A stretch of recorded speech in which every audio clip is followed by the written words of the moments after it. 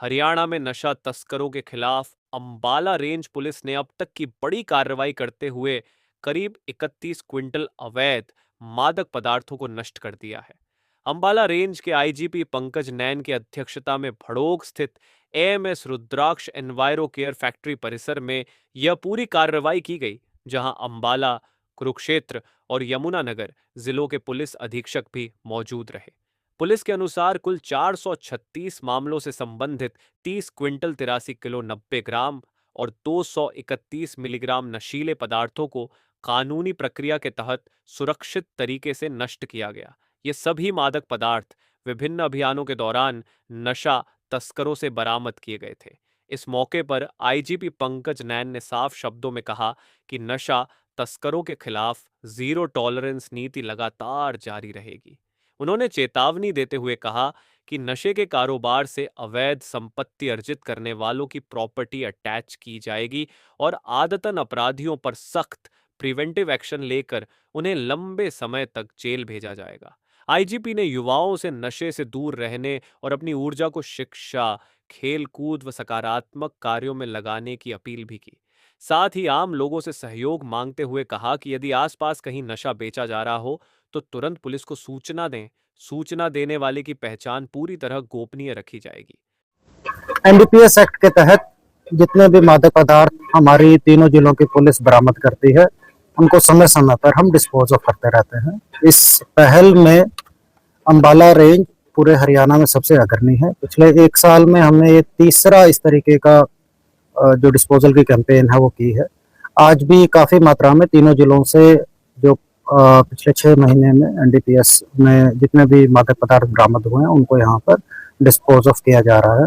आज करीब 436 इस तरीके के केसेस जो हमारे एनडीपीएस में दर्ज हुए थे, इनमें अलग अलग तरीके के मादक पदार्थ हैं, उनको यहाँ पर हम डिस्पोज ऑफ कर रहे हैं। ये 436 जैसे मैंने बताया कि केसेस हैं और इसमें 30 क्विंटल से ज्यादा की बरामदगी है, जिसमें अलग अलग तरीके के मादक पदार्थ हैं। ये चीज कोई स्टैंडर्डाइज तो होती नहीं, इनकी मार्केट वैल्यू तो कुछ भी नहीं है और कहने के लिए मीडिया के माध्यम से लोगों में आता है कि ये करोड़ों की चीजें हैं, पर ये तो बिल्कुल ही जो मैं कहता हूँ कि एक गलत चीज है। इसको तो पशु भी नहीं खाता कोई भी, और ये नशे की चीज है, इसकी कोई वैल्यू नहीं होती। ये तो सिर्फ डिस्ट्रक्शन के लिए और उसको हम डिस्ट्रॉय कर रहे हैं। सर, युवाओं को क्या संदेश देना है? युवाओं को मैं संदेश देना चाहूंगा कि मादक पदार्थों से दूर रहें। नशे का जो रास्ता है बर्बादी के अलावा कहीं पर नहीं लेके जाता। हमारे युवा, इस क्षेत्र के युवा मेहनत के लिए जाने जाते हैं, खेलों के लिए जाने जाते हैं, शिक्षा के लिए जाने जाते हैं, उस क्षेत्र में अपना नाम कमाएं। मादक पदार्थों के सेवन से बहुत सारी जिंदगी, बहुत सारे परिवार तबाह हुए हैं। इस रास्ते पर ना जाएं और एक अच्छी जिंदगी अपने और अपने परिवार को दें। जो स्मगलर से हमारे तीनों जिलों की पुलिस बड़े अच्छे तरीके से निपट रही है। सबसे पहला इसमें एक्शन जो आता है मादक पदार्थों की बरामदगी है, जो आपने देखा है कि एक रिकॉर्ड लेवल पर हम कर रहे हैं। इसके साथ साथ इनकी प्रॉपर्टी अटैच करना, जो भी इन्होंने इस तरीके की तस्करी से पैसे कमाए हैं, उससे जो भी उन्होंने प्रॉपर्टी गेन की है, उनको हम अटैच कर रहे हैं।